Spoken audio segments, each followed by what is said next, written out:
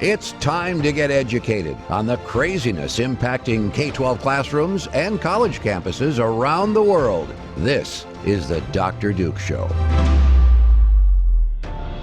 Hello, everyone, and welcome to the Dr. Duke Show. We got a great program for you today, so again, hit that share button. Just takes a moment to share the love. Today's show is sponsored by Mike Lindell and our friends at MyPillow. This week, MyPillow is offering their Giza Elegance pillow. Just sounds like something you want to sleep on. Down from $90 to just $30. If I know my math, that's $60 off. Talk about a perfect gift for the holidays. And don't forget, speaking of holiday gift giving, Mike Lindell and MyPillow is giving away thousands of pillows to victims of the Midwestern tornadoes. So doing a good thing at Christmas. All you have to do to access the code to get these pillows real cheap is use Dr. Duke, D-R-D-U-K-E. Plus, you can save up to 66% on other items when you use the code D-R-D-U-K-E. Today we start in communist California, where hundreds of Los Angeles public school teachers are being laid off during a teacher shortage, mind you, simply because they didn't get the jab. And they're not the only ones feeling the wrath out in California. You knew when Governor Newsom made was reelected, he survived the voting out of him, which would have been nice, the recall. It was just going to get a lot worse. And so now he's taking it out on public school teachers. And as we'll see in the second part of the show, of this story, kids too are going to face the wrath of the unvaccinated. Yeah, so we're taking a look specifically at Los Angeles Unified School District. It's only the second largest school district in the whole United States. So when you want to take a look at who's leading the way, it's behind New York, then you have LA. And LA has decided that, hey, teacher who's decided to teach in our schools in LA, if you don't get poked, you will not get paid. And so they've laid off 496, and not even laid off, terminated, full on terminated 496 employees because they said, we are not getting the jab. At least they did not get the jab ahead of the deadline that was set. And according to the interim superintendent, Megan K. Riley, who said in a statement about the board's decision to actually terminate these people, we care deeply about all of our employees. She should have said at least the ones who are left, because she doesn't care about those 496. Parting ways with individuals who chose not to be vaccinated is an extremely difficult but necessary decision to ensure the safety of all in our school communities. Yeah, safety, my butt. I like that you used the phrase, no pain, no poke, no pay. Because, of course, Los Angeles is the pornography capital of the United States. And so How do you know there that? are certain overlaps between that reality and what's going on with the public schools in Los Angeles. And it's not just the moms and dads or the staff, the teachers and the staff. In addition, some 34,000 students are also in violation of the requirements, not having the jab, according to Los Angeles Times. Per the district's vaccination policy, students 12 and older must be fully vaccinated or receive an exemption. Has anybody actually got one of those? By the start of the second semester of January, those who fail to do so will not be allowed on school campuses and will be referred to an online independent study program. However, the Los Angeles Unified Board of Education will discuss Tuesday whether to delay transferring unvaccinated students into online learning until fall, right? So with the kids, and I wonder, Katie, if it has anything to do with funding. I mean, all these kids that would be shuffled over to the computer model, would they still get credit for butts and seats? Would they still get their full allotment of the largesse of the California taxpayer? One wonders. Well, yes, and after the employees were terminated, all 496 of them, then the school board took to the students, and there was the vote whether or not they should delay the student vaccine mandate. Because even though 87% of those students in that whole school district, they were in compliance, 87%, that remaining 13% were not. And so they did have a vote on it, and they did delay the mandate. At least now, not until it was going to be January 10th. When you come back, kids, you have to be poked. Now they delayed it to fall of 2022. And it goes to wonder, did enough people finally push back? What happened? And this was supposed to be for all students who are ages 12 and up. They were the ones who were required, but now they have that extension. Well, they've already lost tons of money from kids leaving that system, and so now throwing them out, probably throwing the teachers is an easy thing to do, I suppose, but losing all that sweet, sweet federal money for having butts in seats could be the problem. But I go one step further. Where in the world is the teachers' unions?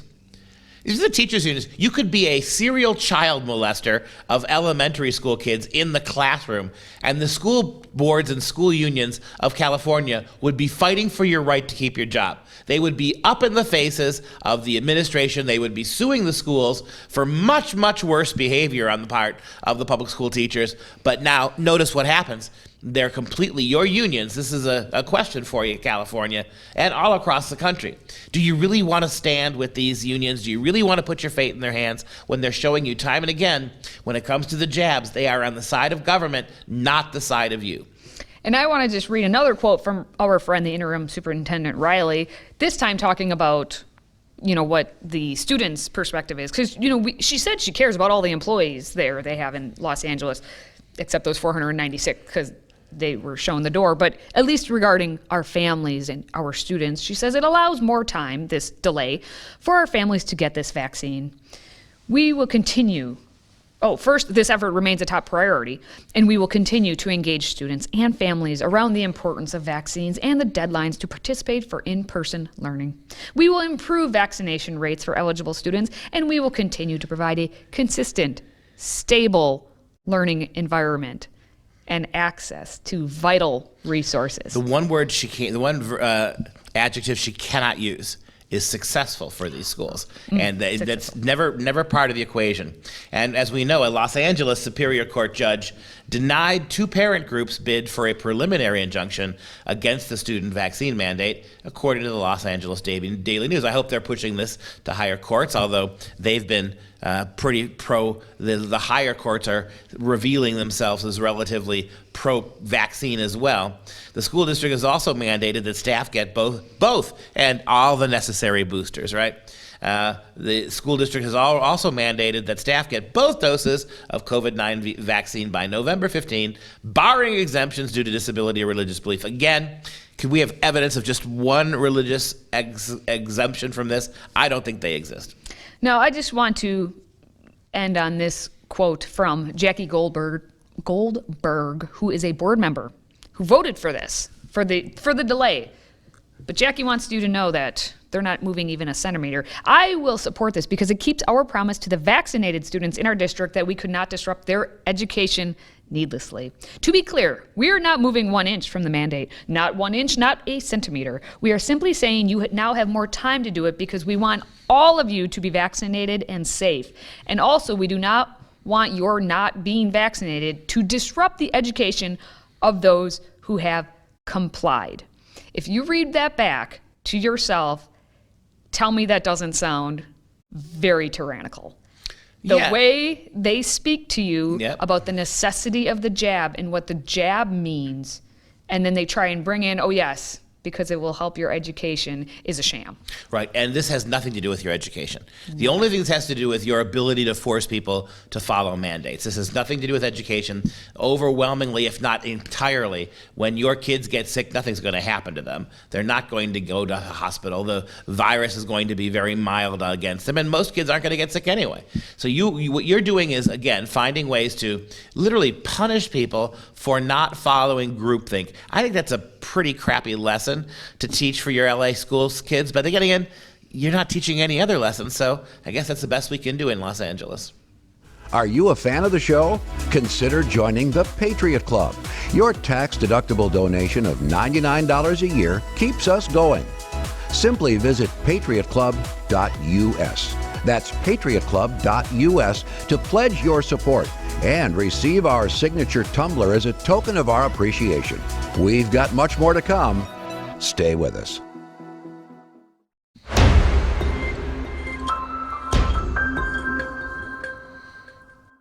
Down south in Louisiana, we have Governor John Bel Edwards, a Democrat, who's working his way to making COVID shots, the jab, mandatory on the list of school shots. So it's not just, hey, we strongly encourage you to go get a COVID vaccine. No, it must be mandatory in all of your school shots. So we know that before we go into like a public school or a private school or whatever, we get a series of shots. You may remember it may have been traumatizing for you as a 5-year-old. It was for me. But nonetheless, he wants the COVID vaccine to be put onto that mandatory list. And he already is basically going at it for himself because a committee in their legislature said, no, we don't think we should. But he's like, no, I'm going to overturn what you just said. The House Health Committee's 13-2 vote. 13-2, they said, nah, we're not going to do it. And the governor then said yes. But it was being led by Chairman Larry Bagley, who's a Republican, and he motioned to reject it. 3 Democrats and an independent actually joined all 9 Republicans. So it's not like it was just a straight up, party vote. But an independent and 3 Democrats joined the 9 Republicans in voting against that recommendation. And yet, here's Bell Edwards being like, I'm going to add it anyway. So Louisiana then joins California, who we just talked about, as the only 2 states who require vaccines for the school children. And that's according to testimony at the Louisiana Health and Welfare Committee hearing. The only good thing we have is that the requirement does allow for parents to opt out by signing and submitting a form to their schools as they can for other required immunizations like polio and measles. But again, you get put on the list. I'm sure they have a list, and you're put on it now. Well, we've got L.A. as in Los Angeles, one of the most liberal places in the country, and we've got L.A. as in Louisiana, one of the more conservative states. And it shows you that the damage that shallow, childish, authoritarian Democrat governors can do. The only answer is to get rid of them. Louisiana, pay attention right to the east of you to what's going on in Florida with Governor DeSantis, because what he's doing there is the right thing to do for those kinds of constituencies. Los Angeles is a lost cause. Those kids weren't learning anything in those public schools anyway. Your school kids are almost at the very bottom of education goals in Louisiana, sir. You would be much better served to find ways to raise the literacy and the math skills of your kids rather than messing with this. But then again, you're a Democrat. You're not going to do it. Let's just see, maybe Florida will have mercy on you, Louisiana, and annex you so that you have a clue moving forward how not to be like Los Angeles. And that's a really big thing to avoid. Well, instead, you have Bell Edwards sending a letter to the House Health and Welfare Committee explaining himself. And he's saying one can only imagine where we would be as a state if the same overheated rhetoric from last week's meeting was applied to polio or measles. Because that's what people like to do. Let's make, it's COVID, so we're going to compare it to something that is not in modern medicine times. But 50 years ago, you stuck something in your veins. Why shouldn't you do it now? Hey. Forget the fact that those vaccines were much more researched. They had much more shelf time. They were way longer tested. And we're Forget an actual that. vaccine. And we're actual vaccines, not just biologics stuck into your body without any long-term no knowledge about what it will or won't do to you. Well, according to Bell Edwards, the development of the COVID-19 vaccines in time to help us put this pandemic behind us also requires us to do everything we can to add COVID-19 to the list of diseases that no longer pose a serious threat. This goes in our whole running list now of all the statements being made by all these politicians being like, you have to do this because that's what ends the pandemic. I mean, Fauci leads the list of all of the statements overall, but we're going to add Bell Edwards onto that list. Today's show is sponsored by Clean Start Hand Sanitizer. For an odor-free foam hand sanitizer that lasts 2 hours and provides 19 refills, visit freedomproject.com/clean. That's KLEEN to order yours today.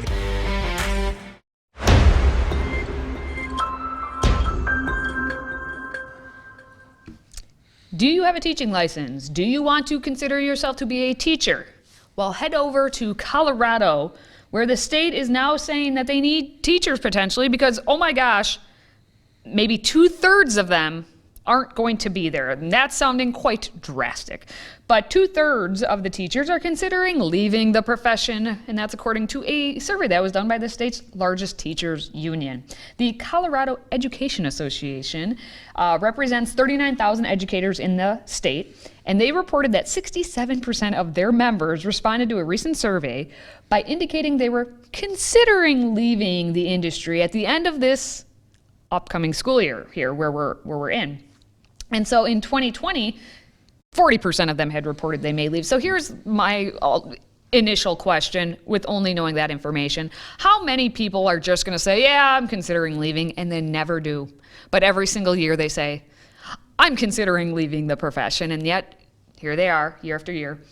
But I guess the number, even that 40%, was unusually high. So now when you consider it 67%, we're only just like continuing on to just climb up. Maybe all of them will leave at some point. Yeah, it is kind of a quandary, isn't it? Local news reported a press release from the union president, Amy Baca Okert. Quote, the last 21 months have been crushing for our educators and students, and there seems to be no end in sight. Members are ready to stand and fight for the schools and our student educators deserves, right? Let me repeat that. Members are ready to stand up and fight for the schools our students and educators deserve. And how are they going to do that? By walking away from retirement. That just not teach at all. That's the best way to handle that. That's the way to go. Well, the union secretary and the treasurer, Amber Wilson, said that because we are educators, we do give. We give and we give until we can't give anymore, and then we realize we've given so much that we're broke. That we're broken. This is the union secretary and treasurer, friends. Something you never want them to hear you say from the treasurer, that they're broken, even though we know they're broken. They're not talking money, but at the same time, they're broken Get what across they're doing the there. board. Exactly. Wilson, a high school English teacher located in Denver, makes sense, said burnout has become so bad that many teachers, especially younger ones, the young ones that came through the let's not teach them anything schools, right? So younger ones are not sure if they can make it through the end of the year. She said, quote, even just getting through the school year, they're like, I don't know if I can do that. Nothing has been taken off the plates of educators, so we came back from remote learning, and if anything, things got added on, and that's what's creating the sense of burnout and this lack of sustainability. What are you sustaining? Explain it to me. I want to know. Low grades in Louisiana, you already have. In Colorado, you're not at the top of the list in Colorado for high performing schools. You have mediocre schools. What is sustainable here? I mean, I wonder if these teachers are smoking a little too much of that Colorado weed. They're starting to can't do it. I imagine Spicoli in all the classrooms of Colorado, burnt out of their minds, right? Bro, can't do it, can't take finals, man. Just too big. Tasty wave baked. Can't you just see it in Colorado? I mean, the sustainability. You are long past the hour when you were sustaining anything meaningful in Colorado public schools. The simple fact that in the way you read it was almost as good as what I would have read in the tone that our friend Amber Wilson just gave. It's like... But the fact that she is a representative of their union in any capacity, but is also an English teacher, it kind of just already speaks volumes as to how well she must educate the English language to her students based off of her speaking abilities. And don't forget Randy Weingartner's part of this. Weingarten is part of this again. The NEA Teachers Union, Bossaroo, who says, quote, what you hear from teachers isn't that it's been too much. And they're trying the best they can. In May, Weingarten similarly argued that teachers were tired and exhausted despite being home for months during the first year, even adding that it's America's responsibility to find a way to repair and nourish those teachers. Repair and nourish, as opposed to teach and learn. I mean, repair and nourish the teachers. When did teachers become such whiny babies? You have a degree in education. Were your education professors like this? Poor us, me, demanding? A lot of my English professors were.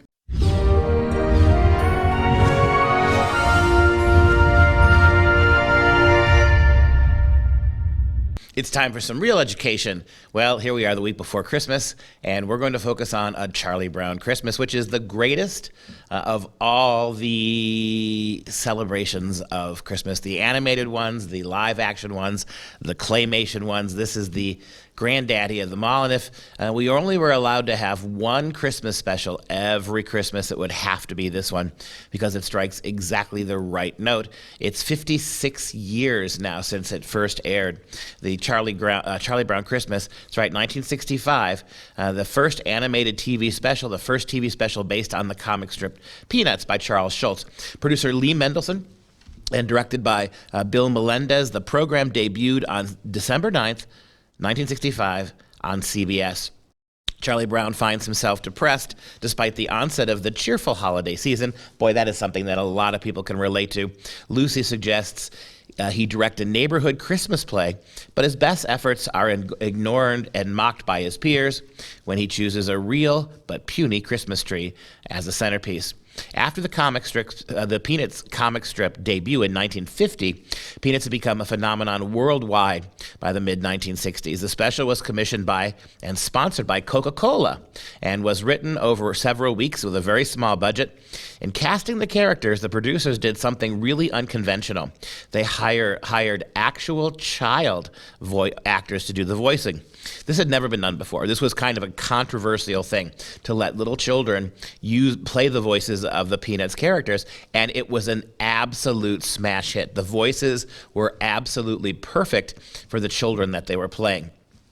But because of this, and because that the special did not use a laugh track, which was a staple of comedy in American TV then, the Coca-Cola people and the directors, they all thought they had a bomb on their hands until the show debuted. Everybody absolutely loved it. It's been on TV every single Christmas since then, and hopefully a lot more. Take a look at our first clip from the Charlie Brown Christmas. I think there must be something wrong with me, Linus. Christmas is coming, but I'm not happy. I don't feel the way I'm supposed to feel. I just don't understand Christmas, I guess.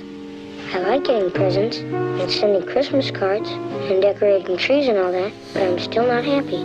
I always end up feeling depressed. Charlie Brown, you're the only person I know who can take a wonderful season like Christmas and turn it into a problem. Maybe Lucy's right. Of all the Charlie Browns in the world, you're the Charlie Browniest. And the ambiance of this show is so precious. You've got the silence of the snow on the ground, the ever falling snow as it piles up, and then that favorite wall, I call it the philosopher's wall, that in the Peanuts comic books, Linus and Charlie Brown will often lean against that wall while they're talking about heavy subjects, too heavy subjects for little kids. And that's part of the charm of the story, that these little kids with little kids' voices have big people problems. I mean, the way that rubs off on little kids. And this sets the stage for the show. I mean, the idea that Charlie Brown can't get comfortable at Christmas. He sees the commercialism around them. He sees all of the cards and the glitter and the glamour and the tinsel, and something really important gets lost. And we'll be talking about that the rest of the week, all on the Charlie Brown Christmas for Instant Classics. And when you have a moment, this is a really good one for the family. We did a 4-segment special a couple of years back called The Peanuts Gang, A Promise of Christian Redemption. I hosted the program, and my producer Mike produced it. I think it's a really wonderful examination of the Peanuts comic strip from 1950 until the year 2000, when Charles Schulz died. And all through that 50-year run, Christianity and Christian philosophy is at the core of what goes on in Peanuts. So that's a really family-friendly one that you can sit down and watch in 4 small parts. We hope you'll do that. All right, before we go, let's show some love to our Patriot Club members. And today, we would like to give our shout out to Mike from Ypsilanti, Michigan. Mike, over there in the Michigan. Thank you for supporting us. And that wraps up this show for Freedom Project. I'm Katie, and he's Dr. Duke. Until next time, stay educated.